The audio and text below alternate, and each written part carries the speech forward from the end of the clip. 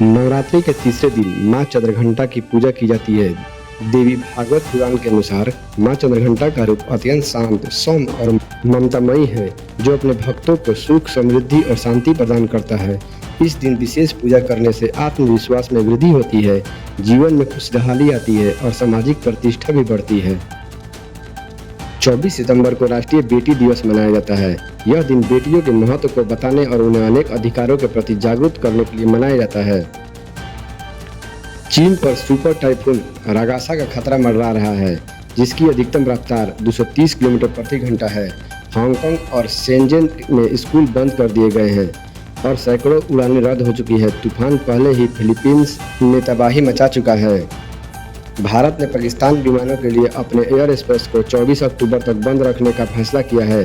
पहलगाम में हुए आतंकी हमले के बाद यह निर्णय लिया गया था। नोटम जारी करते हुए भारत ने स्पष्ट किया है कि पाकिस्तानी विमान, जिसमें सैन्य विमान भी शामिल है, भारतीय हवाई क्षेत्र में प्रवेश नहीं कर पाएंगे। कोलकाता में सोमवार रात से मंगलवार सुबह तक भारी बारिश हुई, जिससे शहर जलमग्न हो गया। सितंबर में 4 महीने में यह सबसे ज़्यादा बारिश है। सड़कों, ट्रेनों और मेट्रो सेवाओं पर असर पड़ा। कोलकाता एयरपोर्ट पर विमानों का संचालन प्रभावित हुआ, जिससे कई फ्लाइटें रद्द हुई। बारिश से जुड़ी घटनाओं में 7 लोगों की मौत हुई। सीतापुर जेल में 23 माह से बंद सपा के वरिष्ठ नेता पूर्व मंत्री मोहम्मद आजम खां आखिरकार सीतापुर जेल से रिहा हो गए। जेल से बाहर आने पर उनके समर्थकों में उत्साह है। वे उन्हें लेने सीतापुर तक गए। 6 दर्जन गाड़ियों के काफिले के साथ आजम खां को लेकर रामपुर पहुंचे। सारण के गडगा थाना क्षेत्र में मंगलवार को फुरसतपुर चंवर के एक पोखर में नहाने गए 4 मासूम बच्चों की डूबने से मौत हो गई। चारों बच्चे मनिकपुर पंचायत के मरीचा ठीकहा गांव के रहने वाले थे।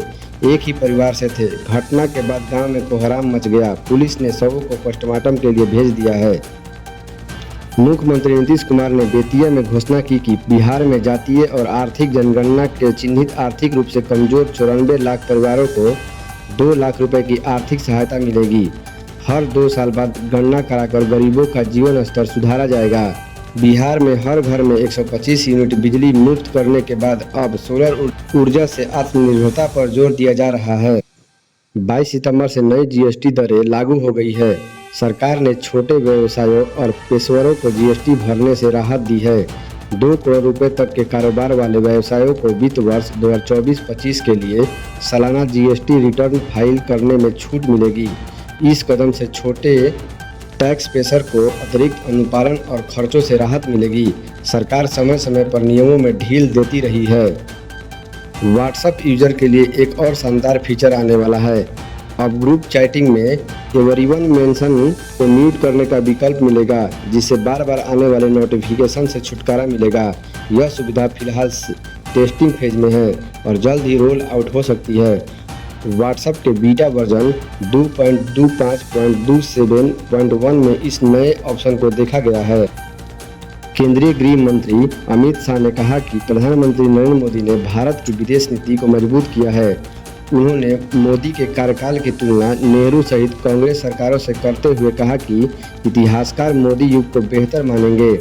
शाह ने कहा कि 1 दशक में 25 करोड़ लोग गरीबी से बाहर आए हैं और अर्थव्यवस्था 11वें से 4थे स्थान पर पहुंची है। आईटी मंत्री अश्विनी वैष्णव ने स्वदेशी इंटरनेट ब्राउजर जोहो से जुड़ने की घोषणा की है। उन्होंने सोशल मीडिया पर वीडियो पोस्ट कर इसकी जानकारी दी। वैष्णव ने कहा कि वे अब जोहो का उपयोग करेंगे, जो एक स्वदेशी प्लेटफॉर्म है। जोहो के संस्थापक श्रीधर बेंबू ने वैष्णव का आभार व्यक्त किया। यह ब्राउज़र गूगल जैसा सर्विस ब्राउज़र पर निर्भरता कम करेगा और साइबर सुरक्षा की चिंताओं को दूर करेगा। भारत का पहला स्वदेशी आधुनिक बख्तरबंद हल्का टैंक जोरावर जमीन से लेकर आसमान तक दुश्मनों के मोर्चे लेने के लिए पूरी तरह तैयार है। रक्षा अनुसंधान और विकास संगठन और लार्सन एंड टूब्रो ने मिलकर इसे 24 महीने में तैयार किया है। जनरल जोरावर सिंह कहलूरिया के नाम पर टैंक का नाम रखा गया है। भारत का एकमात्र सक्रिय ज्वालामुखी जाग उठा है। अंडमान निकोबार द्वीप समूह के पूर्वी द्वीप पर स्थित है। ये भारतीय नौसेना के एक युद्ध पोत से वीडियो कैप्चर हुआ, जिससे ज्वालामुखी से लावा और धुआं निकलते देखा जा सकता है। प्रधानमंत्री नरेंद्र मोदी 25 सितंबर को नई दिल्ली स्थित भारत मंडप में विश्व खाद्य भारत 2025 का उद्घाटन करेंगे। केंद्रीय खाद्य प्रसंस्करण उद्योग मंत्री चिराग पासवान ने इस कार्यक्रम की जानकारी देते हुए कहा कि विश्व खाद्य भारत केवल एक व्यापार मेला नहीं है, बल्कि प्रधानमंत्री नरेंद्र मोदी के नेतृत्व में भारत को खाद्य नवाचार, निवेश और स्थिरता के वैश्विक केंद्र के रूप में स्थापित करने के लिए एक परिवर्तनकारी मंच है। अमिताभ बच्चन अपने प्रशंसकों के हर रविवार को मुंबई स्थित अपने घर जलसा के बाहर मिलते हैं।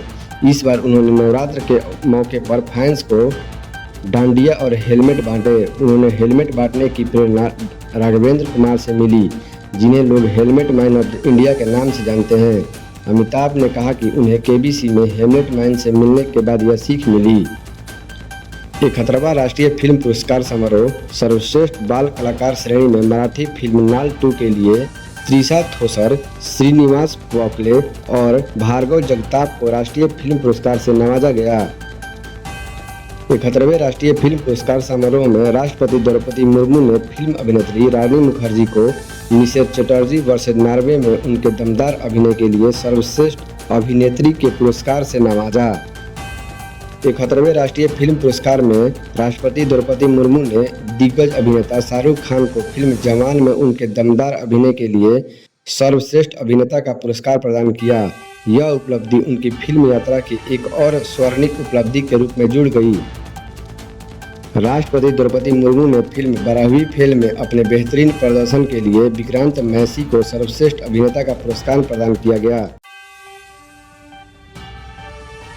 महोबा में छात्र सोनम ने निभाई एक दिन के लिए बीईओ की भूमिका, शिक्षा व्यवस्था किया निरीक्षण। महोबा जनपद में मिशन शक्ति अभियान 5.0 के तहत एक अनूठी पहल देखने को मिली, जहां कस्तूरबा गांधी आवासीय विद्यालय के छात्र सोनम शर्मा एक दिन के लिए खंड शिक्षा अधिकारी की दायित्व सौंपा गया। सोनम ने इस भूमिका को कार्यालय और स्कूलों का निरीक्षण किया, अटेंडेंस रजिस्टर की जाँच की और शिक्षकों एवं कर्मचारियों से बातचीत कर कार्यशैली में सुधार के सुझाव दिए। इस दौरान उन्होंने छात्रों को नियमित स्कूल आने और पढ़ाई पर ध्यान केंद्रित करने की सलाह दी। बेसिक शिक्षा विभाग के जिला समन्वयक संजय अवस्थी ने इस पहल को छात्राओं के प्रेरणादायक बताया। मिशन शक्ति अभियान की यह पहल बालिकाओं को नेतृत्व क्षमता विकास करने और शिक्षा व्यवस्था से सीधे जुड़ने का अवसर प्रदान कर रही है।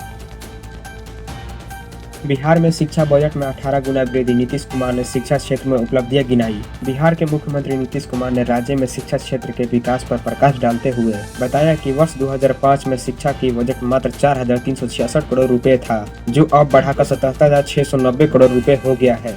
यह बजट में लगभग 18 गुना की वृद्धि को दर्शाता है। मुख्यमंत्री ने कहा कि यह वृद्धि शिक्षा के क्षेत्र में सरकार की प्रतिबद्धता को रेखांकित करता है। नीतीश कुमार ने कहा कि बजट में हुई इस भारी वृद्धि का सीधा लाभ छात्रों को मिल रहा है। सरकार द्वारा चलाई जा रही योजनाओं जैसे छात्रवृत्ति, यूनिफॉर्म एवं साइकिल वितरण और स्कूलों की बुनियादी ढांचे के विकास से शिक्षा की गुणवत्ता में सुधार हुआ है। उन्होंने कहा कि शिक्षा पर बढ़ा बजट राज्य के युवाओं के भविष्य निर्माण में महत्वपूर्ण भूमिका निभा रहा है।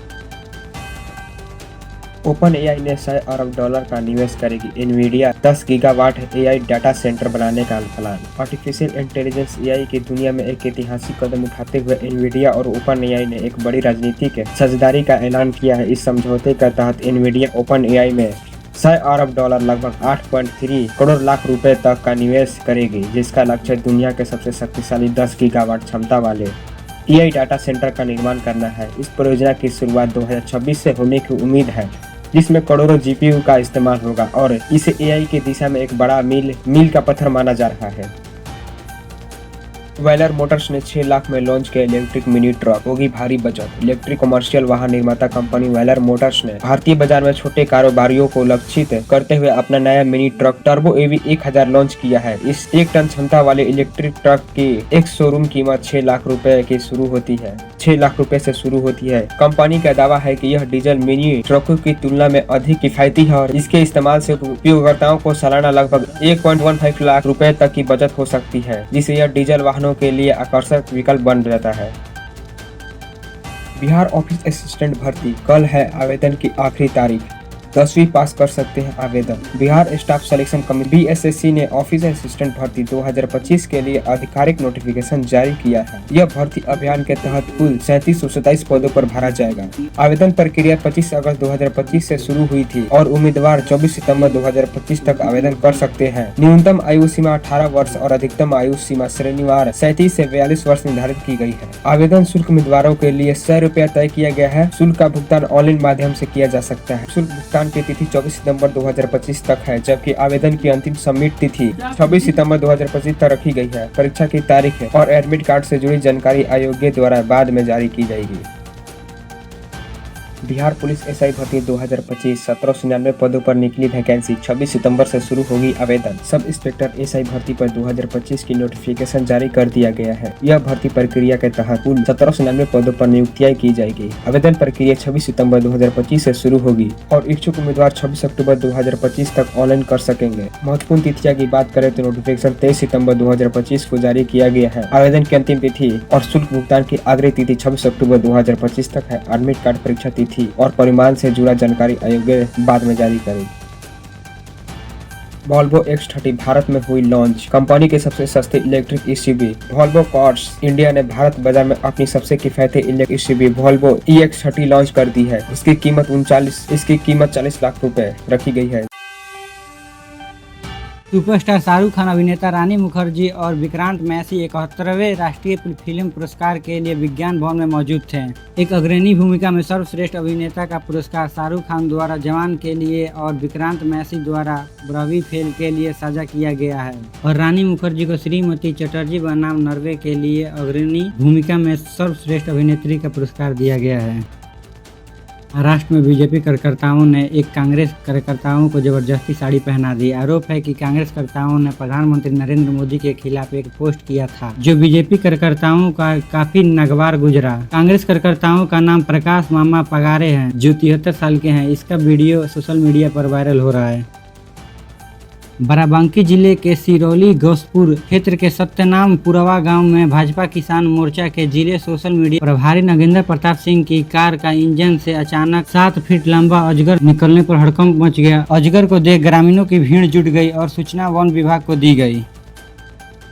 राष्ट्रीय राजधानी में लाउड स्पीकर के लिए विस्तारित समय सीमा पर मुख्यमंत्री रेखा गुप्ता कहती हैं कि मैंने हमेशा देखा है कि हमारे हिंदू त्योहारों की कठिनाइयों का सामना करना पड़ता है, क्योंकि रामलीला या दुर्गा पूजा कभी भी रात 10 बजे समाप्त नहीं हो सकती है। जब दांडिया गुजरात में पूरी रात चल सकता है, जब अन्य राज्यों में पूरी रात घटनाएं हो सकती है, तो दिल्ली के लोगों के लिए ऐसा क्यों नहीं हो सकता है। इसलिए इस बार हमने सभी रामलीला, दुर्गा पूजा और सांस्कृतिक धार्मिक त्योहारों को रात 12 बजे तक जारी रखने की अनुमति दे दी है। मुख्यमंत्री योगी आदित्यनाथ अचानक शहर की सड़कों पर निकले और दुकानदारों और ग्राहकों से नई GST दरों की जानकारी ली। सीएम ने मॉल में प्रोडक्ट उठाकर GST छूट के बारे में पूछा और ग्राहकों को जागरूक करने का निर्देश दिया। उन्होंने कहा कि घटित GST से व्यापार बढ़ेगा और गरीबी मध्यम वर्ग के लाभ मिलेगा।